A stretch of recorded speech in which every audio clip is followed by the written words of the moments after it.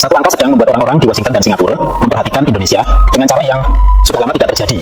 Bukan karena konflik militer, bukan karena krisis keuangan, tapi karena Indonesia tiba-tiba mulai berbicara tentang mengambil kendali yang jauh lebih ketat atas sumber daya yang selama ini ikut membangun sebagian kekayaan terbesar di Asia Tenggara. Sebagian pengamat justru melihat Indonesia bergerak ke arah yang benar-benar berlawanan. Dan Indonesia memiliki sebagian sumber daya alam paling berharga di dunia. Mulai dari nikel, batu bara, kelapa sawit, hingga berbagai mineral strategis lainnya. Namun banyak orang percaya bahwa keuntungan terbesar seringkali justru dinikmati di tempat lain.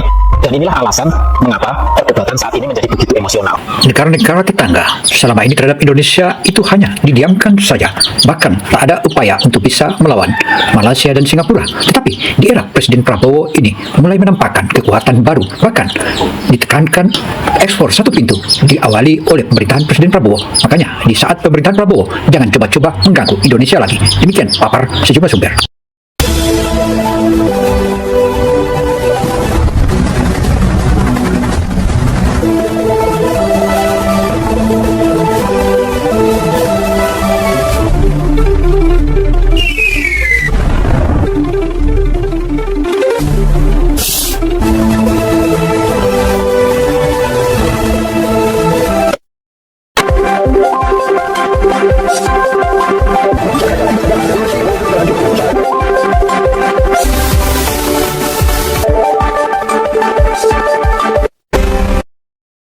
Saudara, menghajar kejahatan atau kenakalan negara-negara tetangga terutama Singapura dan Malaysia kini sudah mulai ditampakkan oleh Presiden Prabowo. Bahkan Presiden Prabowo menyebutkan bahwa Malaysia dan Singapura tak boleh lagi memperteli negara kesatuan Republik Indonesia karena Indonesia saat ini sudah mulai menunjukkan kekuatannya dan kini Indonesia lahir sebagai raksasa terdepan di wilayah Asia.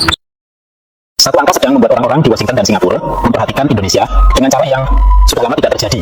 Bukan karena konflik militer, bukan karena krisis keuangan, tapi karena Indonesia tiba-tiba mulai berbicara tentang mengambil kendali yang jauh lebih ketat atas sumber daya yang selama ini ikut membangun sebagian kekayaan terbesar di Asia Tenggara. Dan bagian paling anehnya begini, banyak analis mengira Indonesia akan semakin bergantung pada pasar global. Tapi sekarang, sebagian pengamat justru melihat Indonesia bergerak ke arah yang benar-benar berlawanan. Satu angka sedang membuat orang-orang di Washington dan Singapura memperhatikan Indonesia dengan cara yang sudah lama tidak terjadi. Bukan karena konflik militer, bukan karena krisis keuangan, tapi karena Indonesia tiba-tiba mulai berbicara tentang mengambil kendali yang jauh lebih ketat.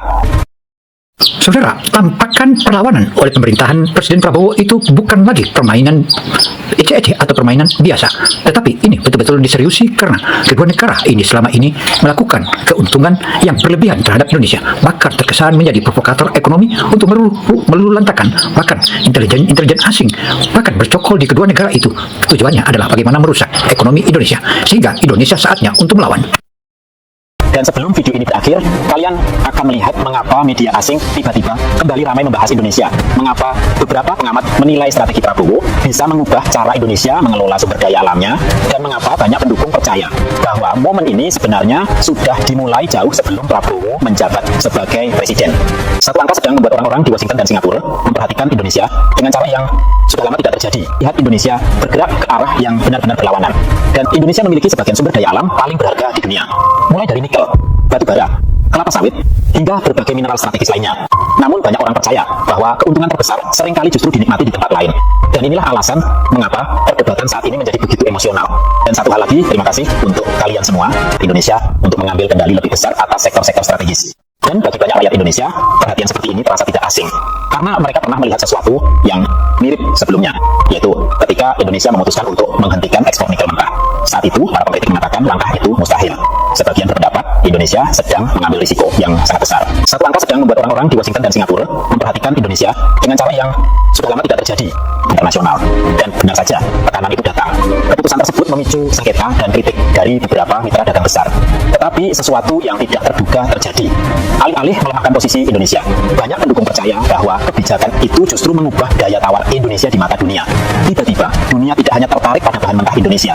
Dunia mulai tertarik untuk berinvestasi langsung di dalam Indonesia. Dan dari situlah percakapan berubah. Inilah alasan mengapa perdebatan saat ini menjadi begitu emosional. Mengapa negara yang kaya sumber daya harus terus bergantung pada pihak lain untuk menciptakan nilai dari kekayaannya sendiri? Saudara, perubahan-perubahan pola pikir dan strategi Indonesia di era pemerintahan Prabowo ini bukan lagi perubahan biasa, tetapi ini menghadap dan luar biasa.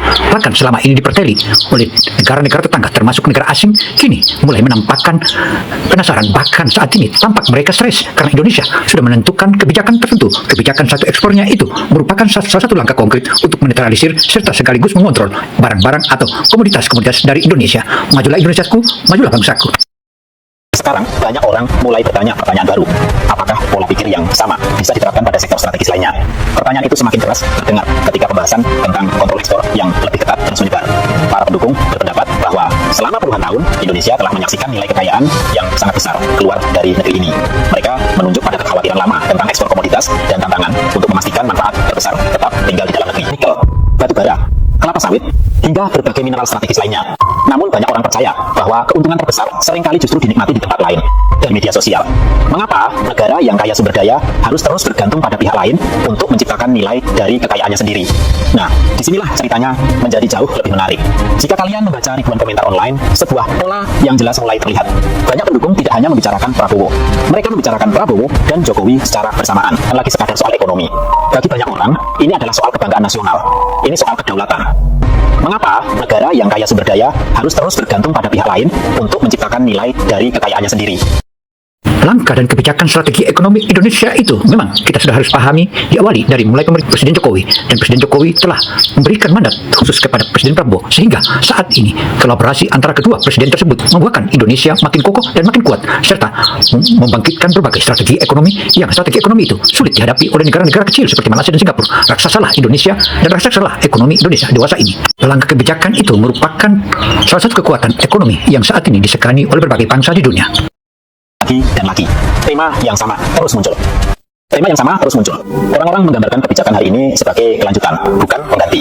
Satu komentar mengatakan Jokowi membuka jalan dan Prabowo melanjutkan pembangunan di atasnya. Komentar lain mengatakan Jokowi menanam benih sementara Prabowo memperluas hasil panennya. Setuju atau tidak setuju dengan pandangan itu, mulai sebuah proyek nasional jangka panjang. Dan menurut para pendukung, proyek itu berputar pada satu ide utama. Indonesia harus menjadi lebih kuat dengan mengendalikan lebih banyak masa depan ekonominya sendiri. Tetapi tentu saja tidak semua orang setuju. Para pengkritik berpendapat bahwa intervensi yang terlalu agresif bisa menciptakan ketidakpastian. Sebagian khawatir terhadap kepercayaan investor. Sebagian lainnya mempertanyakan apakah kontrol yang lebih ketat bisa menimbulkan dampak yang tidak diinginkan. Dan ini soal satu pertanyaan yang terus muncul berulang-ulang di media sosial. Mengapa negara yang kaya sumber daya harus terus bergantung pada pihak lain? Langkah strategi konkret, pola pikir serta pula rancangan untuk mengatur satu pintu ekspor Indonesia itu bukan lagi hanyalah bualan biasa, tetapi ini merupakan salah satu kekuatan yang betul-betul tak bisa dipermainkan lagi. Bahkan kebijakan itu merupakan kebijakan yang maha dasar, dan kini tampak sekali bahwa kekuatannya itu merupakan salah satu langkah yang tak bisa dipermainkan oleh siapapun. Kekuatan seperti ini biasanya semakin terlihat ketika pengumuman ekonomi besar membuat pasar bereaksi sementara, dan dari situlah muncul perbedaan yang menarik. Satu pihak melihat risiko, pihak lain melihat peluang. Satu pihak takut pada gangguan, pihak lain percaya bahwa gangguan justru diperlukan. Dan perbedaan inilah yang menjelaskan mengapa setiap pengumuman kebijakan baru selalu memicu perdebatan panas. Namun di balik semua kontroversi itu, satu hal tidak bisa dibantah. Indonesia sedang menarik banyak perhatian, karena strategi negara ini terlihat sangat berbeda dari apa yang dibayangkan banyak pengamat. Semakin menekankan penciptaan nilai di dalam negeri. Dan perbedaan itu sangat penting, karena siapa yang mengendalikan proses pengolahan seringkali mengendalikan keuntungan. Siapa yang mengendalikan keuntungan seringkali mengendalikan investasi. Dan siapa yang mengendalikan investasi seringkali ikut menentukan pertumbuhan masa depan. Itulah mengapa pembahasan tentang nikel menjadi sangat penting. Dan itu juga mengapa pembahasan tentang batu bara, kelapa sawit, dan sektor strategis lainnya sekarang menarik begitu banyak perhatian. Yang membuat cerita ini semakin luar biasa adalah perubahan psikologis yang dirasakan banyak orang Indonesia, bahwa rasa percaya diri itu sendiri ini menjadi salah satu aset terbesar Indonesia. Mereka menunjuk pada proyek infrastruktur, pengembangan industri, fasilitas pengolahan sumber daya, dan rencana investasi jangka panjang sebagai bukti bahwa Indonesia tidak lagi puas hanya bermain sebagai pemeran pendukung. Sebaliknya, mereka percaya Indonesia menginginkan posisi yang lebih besar dalam ekonomi global, dan ambisi itulah yang sedang diperhatikan oleh para pengamat asing. Karena ketika sebuah negara dengan lebih dari 280 juta penduduk mulai mendefinisikan ulang strategi ekonominya, dampaknya bisa menjalar jauh melampaui batas negaranya. Dan sekarang kita sampai pada bagian satu angka sedang membuat orang-orang di Washington dan Singapura memperhatikan Indonesia dengan cara yang sudah lama tidak terjadi. Bukan karena konflik militer, bukan karena krisis keuangan, tapi karena Indonesia tiba-tiba mulai berbicara tentang mengambil kendali yang jauh lebih ketat Saudara, langkah strategi yang dilakukan oleh pemerintahan Presiden Prabowo ini bukan lagi perlawanan biasa, tetapi sekaligus mengatasi kecongkahan beberapa negara yang selama ini memandang remeh Indonesia. Indonesia di zaman Presiden Prabowo ini mulai melakukan pembalasan, dan pembalasan itu tentu saja dapat dikatakan pembalasan yang sangat-sangat kejam. Meski begitu, Indonesia tak peduli seperti apa yang terjadi di belahan-belahan negara lain. Indonesia tetap jaya dan maju terus. Indonesia. Yang mungkin paling mengejutkan dari seluruh cerita ini, komentar. Bukan politisi, bukan analis, bukan media, tapi komentar. Ribuan orang biasa menyampaikan sentimen yang sangat mirip. Dukungan untuk kontrol yang lebih kuat atas sumber daya nasional, dukungan untuk kemandirian ekonomi, dukungan untuk mengurangi ketergantungan pada pihak luar, dan mungkin yang paling penting, dukungan untuk cara berpikir jangka panjang. Banyak komentator mengakui bahwa transisi besar bisa membawa tantangan jangka pendek, tetapi mereka berpendapat bahwa tujuan jangka panjangnya layak diperjuangkan. Sekali lagi, setuju atau tidak setuju bukanlah poin utamanya yang dipertaruhkan. Dan mungkin itulah yang menjelaskan mengapa perhatian internasional terus meningkat. Karena dunia bukan hanya sedang memperhatikan keputusan pemerintah, dunia juga sedang memperhatikan sentimen publik. Dan saat ini, sentimen publik terlihat sangat hidup. Jadi, pertanyaan sebenarnya bukan lagi apakah Indonesia sedang diperhatikan. Jelas, Indonesia sedang diperhatikan. Pertanyaan sebenarnya adalah apa yang akan terjadi berikutnya. Apakah Indonesia akan terus memperluas kebijakan yang dirancang untuk memperkuat kendali domestik atas sektor-sektor strategis? Apakah strategi sumber daya Indonesia akan menjadi contoh bagi negara lain? Atau apakah realitas ekonomi akan memaksa adanya penyesuaian di tengah jalan? Sebagai negara yang bertekad membentuk masa depan ekonominya sendiri. Dan mungkin itulah kejutan terbesar dari semuanya. Bukan karena Amerika memperhatikan, bukan karena Singapura memperhatikan, tetapi karena Indonesia sudah sampai pada titik di mana dunia merasa harus memperhatikan. Sekarang, saya ingin dengar pendapat kalian. Apakah menurut kalian kendali yang lebih kuat atas sumber daya alam Indonesia adalah jalan yang tepat? Atau apakah risikonya lebih besar dari yang banyak pendukung sadari? Tulis pendapat kalian di kolom komentar video ini. Demikianlah paparan opini Gina Television Indonesia. Semoga informasi yang kami sajikan ini bermanfaat bagi kita semua. Karena Singapura dan Malaysia selama ini sudah cukup mempercayai Indonesia. Saatnya Indonesia melawan, saatnya Indonesia balas dendam. Itulah sikap ksatria yang sepatutnya memberi pengajaran kepada mereka-mereka. Saya Gino Samsudin Mirsad melaporkan. Wassalamualaikum warahmatullahi wabarakatuh.